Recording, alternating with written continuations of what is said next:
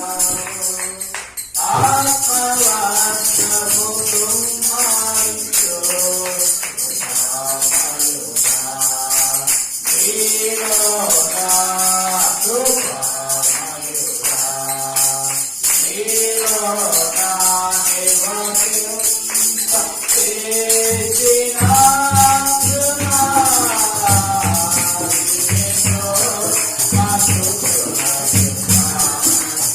you.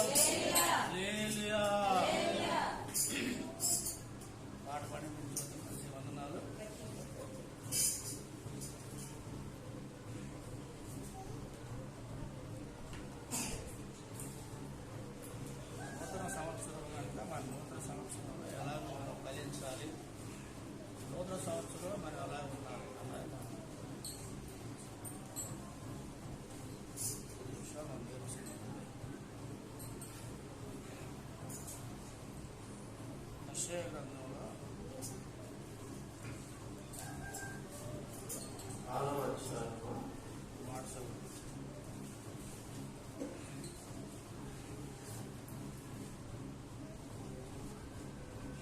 యెషయా గ్రంథం క్షమించండి 5వ అధ్యాయంలో మొట్టమొదటి చూడు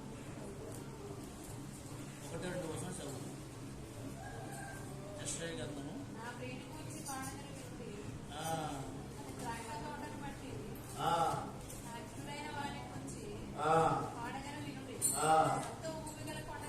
సత్తు భూమి గల కొండ మీద నా ప్రియునికి ఒక ద్రాక్ష తోట ఉంటాను.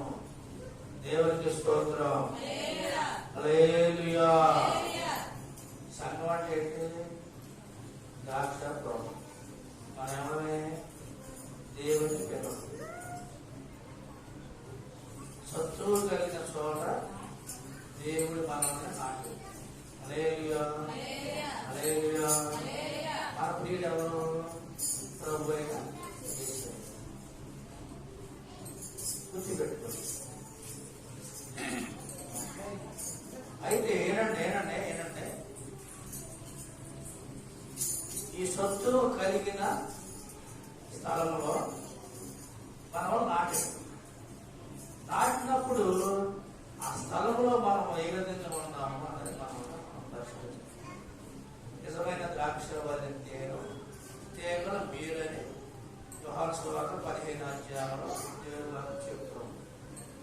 నాలో ఫలించే 10 తీగలను కూడా నేను బహుగా ఫలింపజేస్తాను. ఆ ద్రాక్ష తోటలో మనం ఫలించాలి. ఏ విధంగా మనం ఫలించాలి అంటే ఆత్మ బలములతో, ఆత్మ బలములతో, పరిశుద్ధాత్మ నింపబడిన వారిగా ఉండి, దేవుని మాటకు లోబడి, దేవుని మాట వింటూ, దేవునిలో జీవిస్తూ, దేవుడు అప్పడిస్తూ మనం ఉంటూ ఉన్నప్పుడు ఆయనలో మనం ఫలించినట్టు అవుతాం. అవన్నీ మన జీవితం లేకపోతే మనం ఫలించినట్టు కాదు. ఆ సంవత్సరంలో ఏ విధంగా ఉన్నామో నూతన సంవత్సరంలో అదే విధంగా మనం ఉన్నామని అంటాం. అయితే చదవబడిన అధ్యాయంలో ద్రాక్ష తోట ఉందంట. అది శ్రేష్టమైన ద్రాక్ష తోట అంటారు. ఆ ద్రాక్ష తోటకి యజమాని ఏం చేశాడంటే చుట్టూ కూడా కంచి వేసాడు.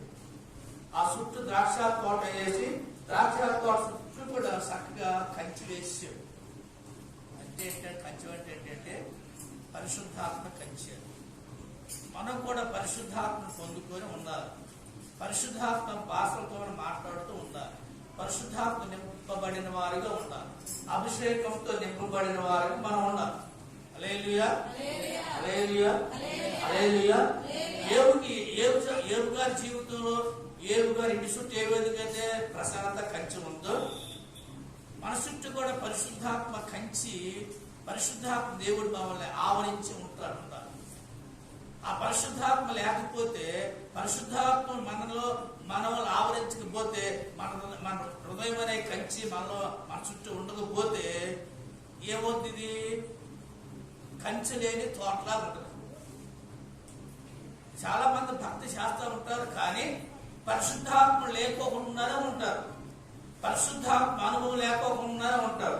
పరిశుద్ధాత్మను పొందుకోకుండానే ఉంటారు. చాలా ప్రాంతాలతో ఉంటారు. చాలా మంది దేవుని నమ్ముకొని ఉంటున్నారు. దేవుని అనుభవం కలిగిన వారు ఉన్నారు, కానీ పరిశుద్ధాత్మ అనుభవంలో లేదు. చాలా మంది జీవితం ఉంటున్నారు. పరిశుద్ధాత్మ ఏంటో తెలియట్లే ప్రజలకి జీవితంలో దేవుని పెట్టారు. ఆ పరిశుద్ధ అగ్ని మన చుట్టూ ఉండాలి. అభిషేకం మన చుట్టూ ఉంటూ ఉండాలి. పరిశుద్ధాత్మ నింపబడిన వ్యక్తిగా మనం ఉండాలి. హల్లెలూయా. హల్లెలూయా.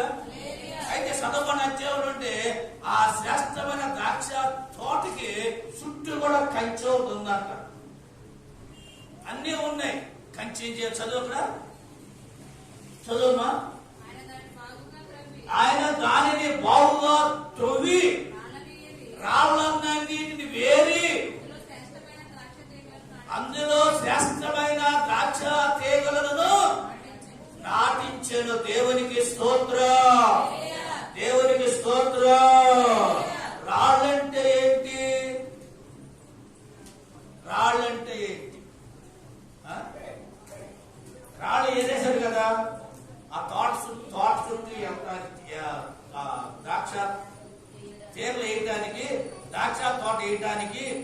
లోపల ఉన్న ముందు ఆ కంచె చేసేసి మొత్తం శుభ్రం చేసేసి దున్ని చేసేసి రాళ్ళు ఏరేసారు. ఆ రాళ్ళు ఏంటి? ఆ రాళ్ళు ఎలాంటి? గలతీ పత్రిక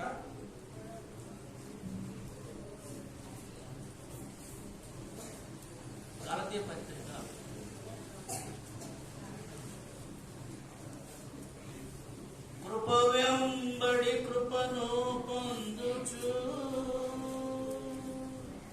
కృపలో జయ గీతమే పాడుతూ కృపలో జయ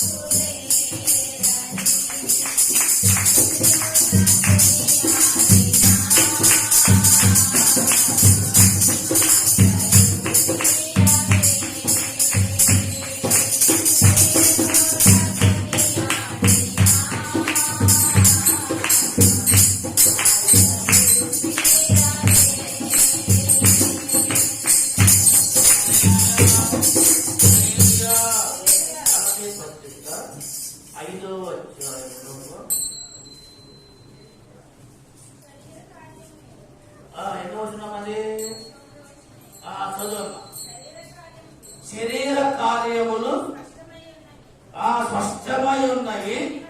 అవి ఏంటంటే జారత్వము, అపవిత్రత, కామకత్వము, విగ్రహారాధన, అభిచారము, ద్వేషములు, మత్సరము, క్రోధములు, కక్షలు, భేదములు, అసూయలు, మత్తతులు, అల్లరితో కూడిన ఆటపాటలు, ఇవన్నీ శరీర కార్యాలు. ఇవన్నీ రాళ్ళు. ఎన్ని ఉన్నాయి ఇందులో? దాదాపు 13 ఉన్నాయి. ఈ 13 మనిషి జీవితంలో ఈ తోటలో, ఈ ద్రాక్ష తోటలో, ఆ స్థలంలో ఉన్నాయి. ఈ 13 పరిస్థితి, ఈ 13 రాళ్ళుని దేవుడు ఏరేసేసాడు అనుకుందాం. ఒకవేళ ఈ 13 కార్యాలు నీ జీవితంలో లేవనుకుందాం ఒకవేళ, అప్పుడు నువ్వు బహుగా ఫలించినట్టు అన్నమాట. రాళ్ళు ఏరేసని చెప్తాడుగా, ఆ రాళ్ళు నువ్వు ఏరేసేవా లేదా అన్నది నువ్వు ప్రశ్న వేసుకోవాలి. ఈ 13 జీవితంలో ఈ 13 కార్యాల వల్ల ఆత్మ జీవితం ఏమైపోతుందంట? పతనమైపోతుంది. ద్రాక్ష తోట ఉంది, కానీ ద్రాక్ష తోటలో ఈ రాళ్ళు ఉన్నాయి. హల్లెలూయా, హల్లెలూయా. ఈ రాళ్ళన్నీ నువ్వు వేరేసుకోవాలి. దేవుడు వచ్చి ఏరడం. పనిచేసే వ్యక్తి ఎవరో తోటమాలి దున్నుతాడు చూడు, దున్నే వ్యక్తి అన్ని ఏర్తా ఉండన్నమాట. నువ్వు కూడా తోటలో నాటపడ్డావు గనక, తోటలో మనం నాటపడ్డావు గనక, తోటలో మనందరం నాటపడ్డావు గనక ఏం చేయాలి? మనం ఈ రాళ్ళు ముక్తి చేసుకోవాలి. ఏ రాళ్ళు? ఒక్కొక్క రాయి తీసి పక్కన పెట్టుకోవాలి. యేసుప్రభు వారి కాలంలో, యేసుప్రభు వారి జీవితం, యేసుప్రభు ఉన్నప్పుడు ఒక సమరేశ్వరు ఒక ఆవిడ వచ్చింది. వచ్చేసి, ఎందుకంటే పాపంతో పట్టుబడి ఉన్నప్పుడు ఆవిడ తీసుకొని చూసి ఆ ఊర్లో ఉన్న ప్రజలందరూ కూడా ఒక్కో రాయి తీసుకొని ఆవిడ సంపదకు వచ్చారు. ఎందుకంటే వాళ్ళందరూ కూడా పరుగు తీసుకొని వస్తుంటే ఈవిడు కూడా, ఈ స్త్రీ కూడా ఏం చేయాలి? ఈ సమర స్త్రీ ఏం చేస్తాడా? పరిగెత్తుకొని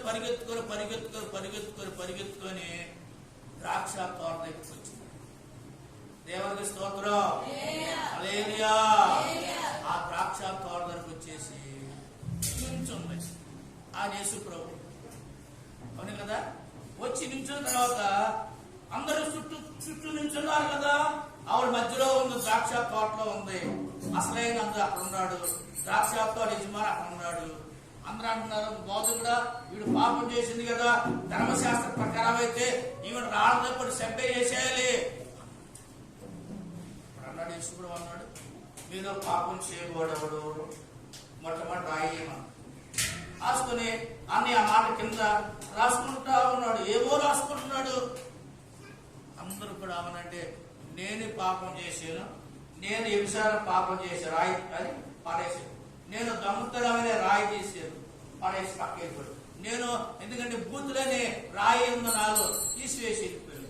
నాలో ఎందుకంటే విగ్రహారాధన రాయి ఉంది, తీసి పరాసి వెళ్ళిపోయాడు. నాలో అపవిత్రత ఉంది, రాయి వెళ్ళిపోయాడు. నాలో కామతత్వం అనే రాయి ఉంది, తీసి పక్కన వెళ్ళిపోయాడు. అలాగా అందరూ కూడా వాళ్ళ హృదయంలో ఉన్న రాళ్ళన్ని తీసివేసుకొని పరారైపోయారు. దేవుడికి స్తోత్రం, హల్లెలూయా, హల్లెలూయా. అప్పుడు ఆవిడికి ప్రశాంతం కలిగింది. సరే, ఎప్పుడైతే ఆ రాళ్ళు తీసుకొచ్చి పక్కన పెట్టేసేసారో అప్పుడు వరకు ఆ రాయి చేతిలో ఉన్నంత వరకు కూడా వాడి జీవితం నమ్మకలేదు. బోధకుడు ఏం చేయాలి ఈ వ్యక్తిని?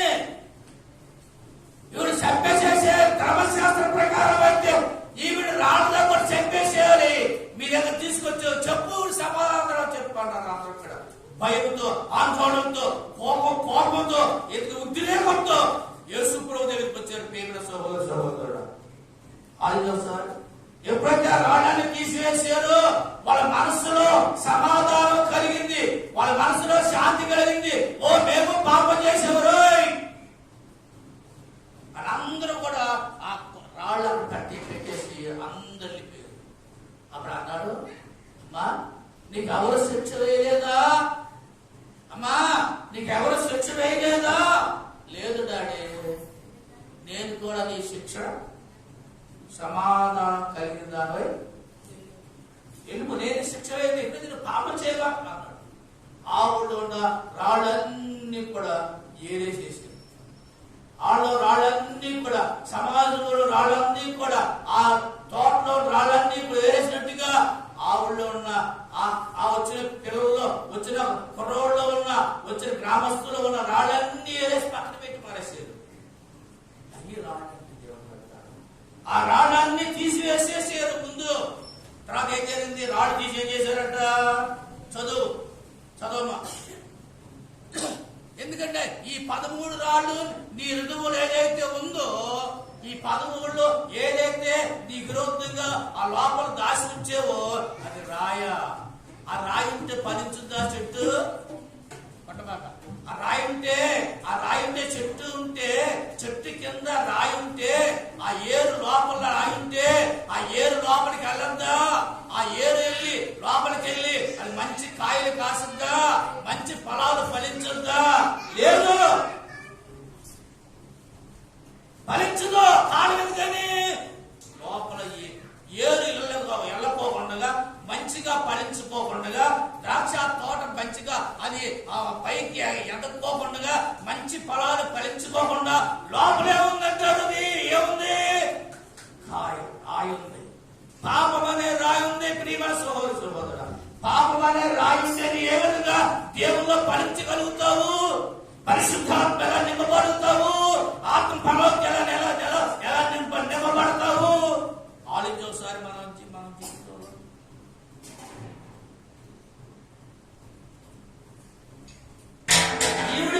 ఈవిడి పాపం చేసిందని ఆవిడ గురించి అనుకుంటుంటే, ఆవిడ తీసుకొస్తే ఈవిడ పాపాలన్నీ బయటపడిపోయింది, వీళ్ళలో ఉన్న రాళ్ళన్నీ బయటపడిపోయింది. కారణం ఎందుకని?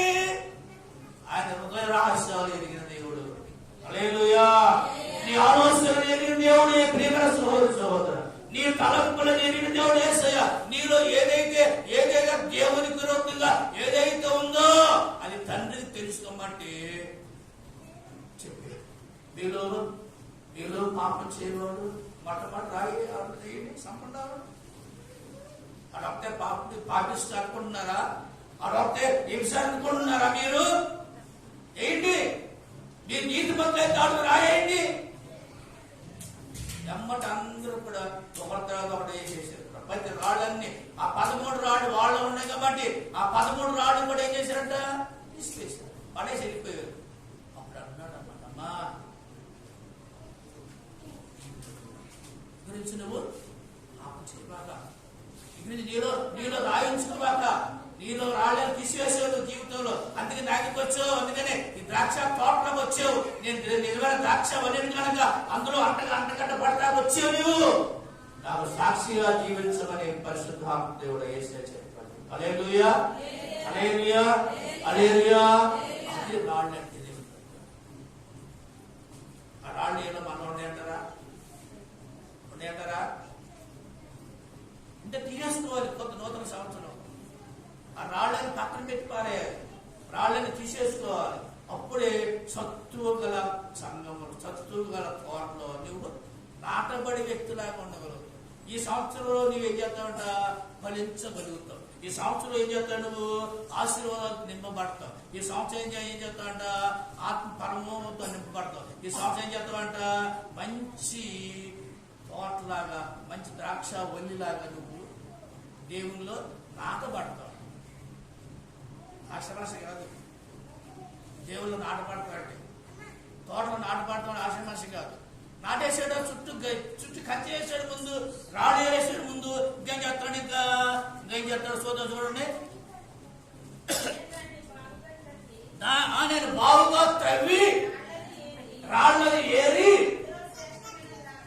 అందులో శ్రేష్టమైన ద్రాక్ష తీగలు నేను నాటి తిని దాని మధ్యలో గురుసు ఒకటి వేయించాను, ఆ ద్రాక్షతో తొలగించాను. ఇలాంటి ద్రాక్ష పండ్లు ఫలించాలని నేను ఎదురు చూచుచూ ఉండగా అది కారు ద్రాక్షలు కాసిని అట. హల్లెలూయా, హల్లెలూయా. ఎంత కష్టపడి నేను పని చేశానే, చుట్టూ కంచె వేసేసేసానే. ఎందుకంటే ద్రాక్ష ఆ తోట నాటడానికి ఆ చుట్టూ ఆ లోపల ఏ లోపలికి వెళ్ళడానికి ఆ రాళ్ళని పక్కన పెట్టేసేసానే. మంచి ఆ ద్రాక్ష గెవలు వేయడానికి వేసినప్పుడు అందులో ద్రాక్ష రసం తీయాలని ఒక తొట్టు కూడా కల్పించేసేనే. అన్ని నేను ముందే చేసేసేనే, అన్ని నేను ముందే దానికి కావాల్సిన అన్ని కూడా నేను సిద్ధపరిచేనే. ఎందుకంటే ఆ కాయలు కాసినప్పుడు ద్రాక్ష కాయలేదంట, ఏమిటంట, కారు ద్రాక్షలు కాసినంట. కారు ద్రాక్షలు కాయడానికి కారణమేంటి? ద్రాక్ష తోటలో కారు ద్రాక్షలు కాయడానికి శ్రేష్టమైనదిగా యంత్రం ఇది. ఈ చెట్టు ద్రాక్ష, ఈ ద్రాక్ష తీగ శ్రేష్టమైనదే, ఈ ద్రాక్ష తీగ పరిశుద్ధమైనదే, ఈ ద్రాక్ష తీగ యథార్థమైనదే, ఈ ద్రాక్ష తీగలో యథార్థం ఉంది. ఈ ద్రాక్ష తీగ ఏ పాపం చేయట్లా, ఈ ద్రాక్ష తీగ నీవే కనుక ఏది చేయట్లా. చాలా నీతిగా ఉన్నావు, చాలా యథార్థంగా ఉన్నావు, చాలా పరిశుద్ధిగా ఉన్నావు, అందరిని ప్రేమిస్తున్నావు. నీలో అసూయ లేదు, నీలో ద్వేషం లేదు, నీలో పగ లేదు, నీలో ఎందుకంటే విగ్రహాలు లేదు నీలో. ఎందుకంటే ఈ 13 కార్యాలు కూడా ఏమీ లేవు.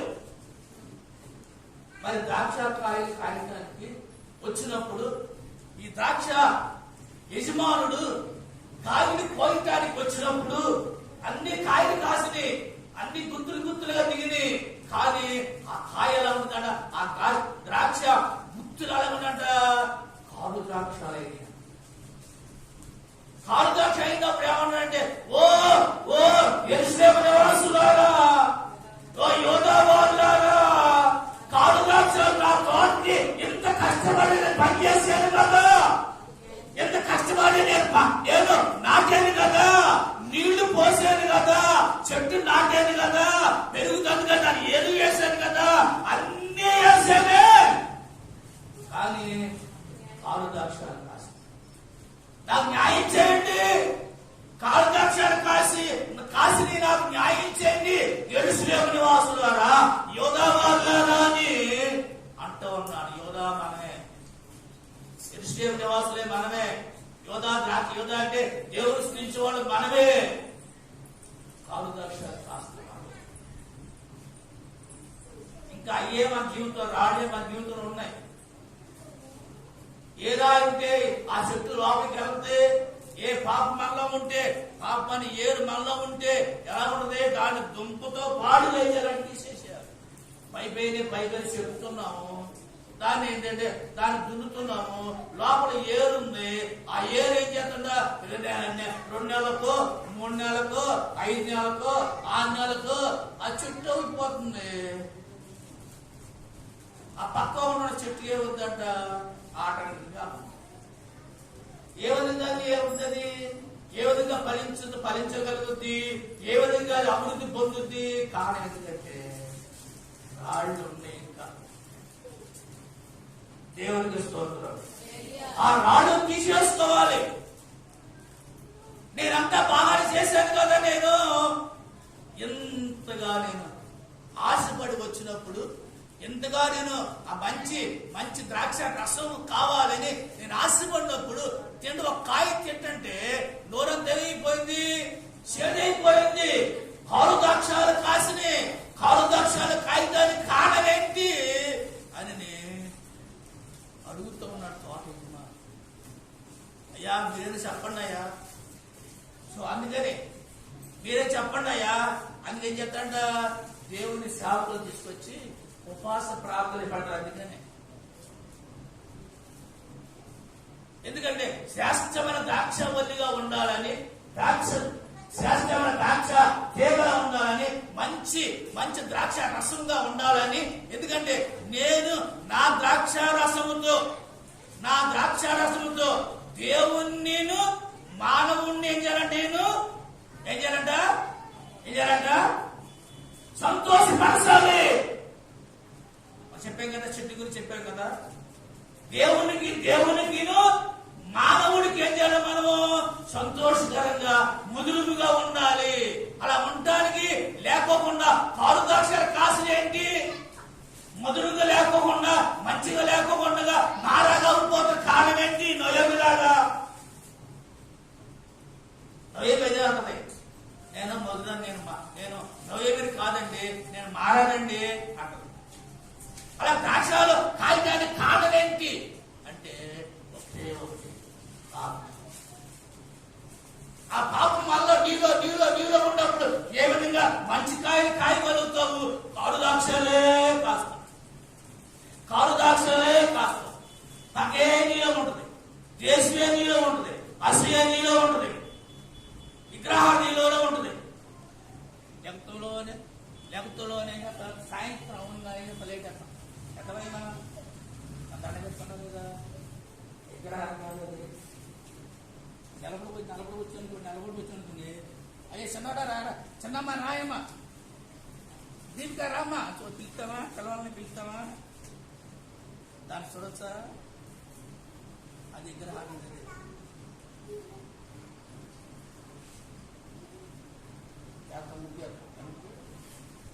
వేసి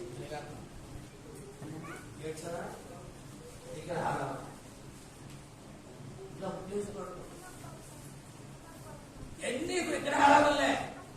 ఆ విగ్రహాల నీలో ఉన్నప్పుడు నీకు ఇంట్లో ఉన్నాడు ఏ విధంగా, నీ ఆత్మ జీవితం ఏ విధంగా నువ్వు ఫలించగలుగుతావు?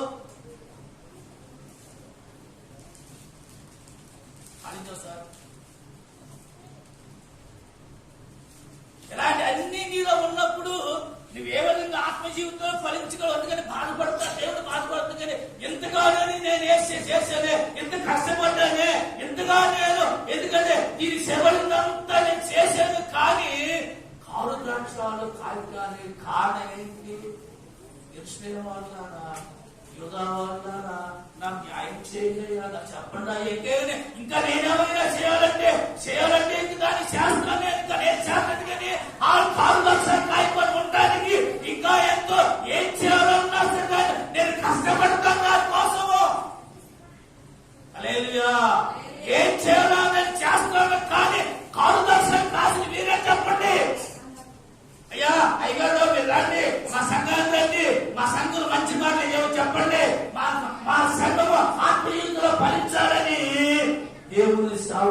తీసుకొచ్చి మార్చేయాల్సి వచ్చింది. కారణం ఏంటని ఆ కాయలన్నీ కూడా ఆ